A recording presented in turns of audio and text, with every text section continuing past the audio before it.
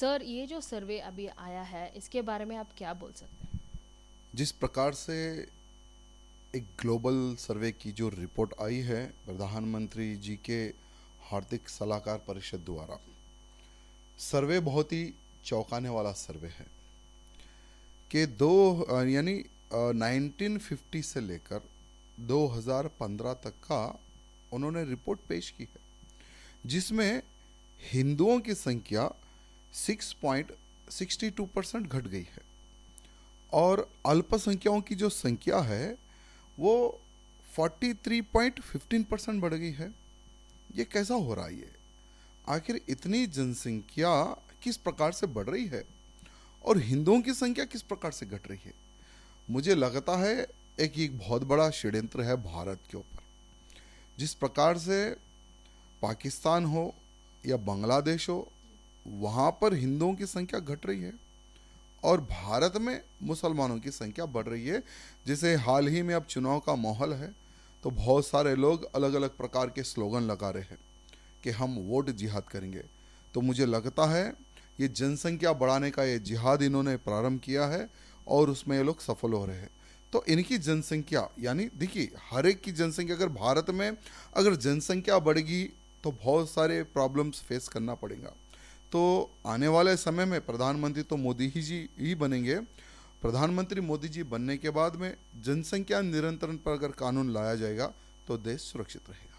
Sir, क्या आप मानते हैं कुछ षड्यंत्र हो रहा है? बिल्कुल 100% षड्यंत्र हो रहा है, क्योंकि जो हिंदुओं की सोच में और अल्पसंख्यकों की सोच में बहुत अंतर है और 200% ये एक बहुत बड़ा षड्यंत्र है अपना वोट बैंक बढ़ाने का, अपनी जनसंख्या बढ़ाने का।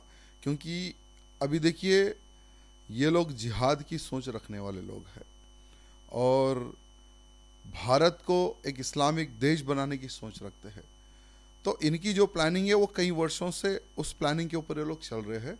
तो मुझे लगता है लगभग इनके प्लानिंग पर और इनके लक्ष्य पर ये लोग आगे बढ़ चुके हैं, इसलिए जनसंख्या जिहाद इन्होंने प्रारंभ किया है। अभी ये जनसंख्या के बारे में आपने जो बताया है कि तीसरी बार प्रधानमंत्री मोदी बनकर आएंगे तो एक कानून लेके या रूल लेके आना पड़ेगा। इसके तौर पर आपका क्या विचार है, कैसे करना पड़ेगा? देखिए, अगर देश में अगर आर्थिक तंगी ना आए, अगर भूखमरी ना आए, तो एक लिमिट में जनसंख्या होनी चाहिए देश की।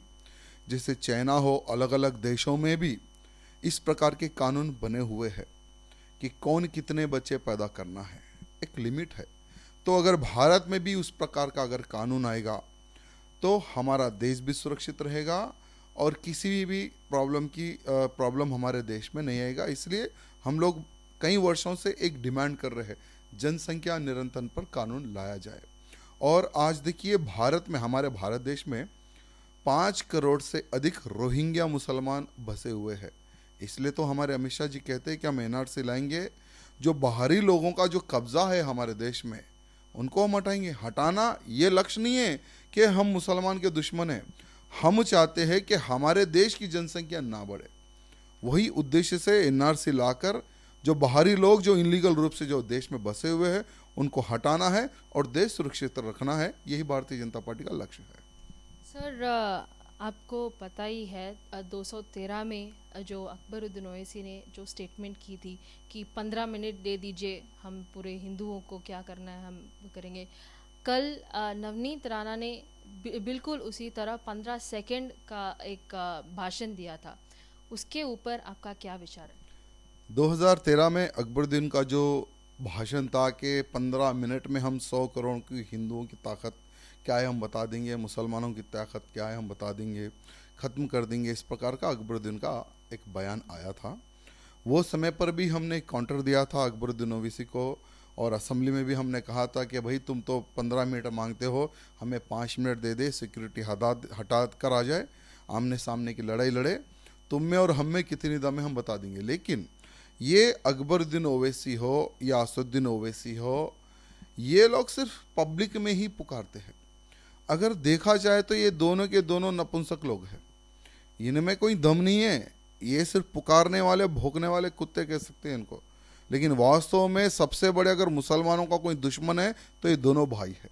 आज पुराने शहर में 40 साल से इनका राज है, कौन सा मुसलमान डेवलप हुआ और कौन सी गली, कौन सा क्षेत्र, कौन सी विधानसभा डेवलपमेंट हुआ, आप हमें बता दीजिए, एक बार आप सर्वे कर लीजिए। लेकिन डेवलपमेंट हुआ तो सिर्फ असदुद्दीन ओवैसी, अकबरुद्दीन ओवैसी का परिवार ही डेवलपमेंट हुआ। इस प्रकार से भाषण देना, हिंदू और मुसलमानों में लड़ाई झगड़ा करवाना और सत्ता में बैठना, यही इन दोनों भाइयों की नीति रही है। सर, आपने भी 2013 में जो भाषण हुई थी उसके बाद भी आपने भी कहा था कि नहीं, हम लोग ऐसा ऐसा व्यवहार, ऐसा बातचीत हम लोग नहीं मानेंगे करके। कल इन्होंने, राणा जी ने भी यही बिल्कुल कहा है। क्या उनके राय पर आप सहमत हैं? बिल्कुल, नवनीत जी की बात पर हम सहमत है और उन्होंने सही कहा है कि भाई तुम 15 मिनट क्या, हमें 15 सेकंड दे दे, तुम्हारी औकात क्या हम बता देंगे। बिल्कुल 15 सेकंड में इनकी औकात क्या हम बता सकते हैं। लेकिन दुर्भाग्य है, ये सिर्फ पब्लिक में भोंकने वाले हैं, लेकिन देखा जाए तो ये आमने सामने की लड़ाई लड़ने में इनमें दम नहीं है।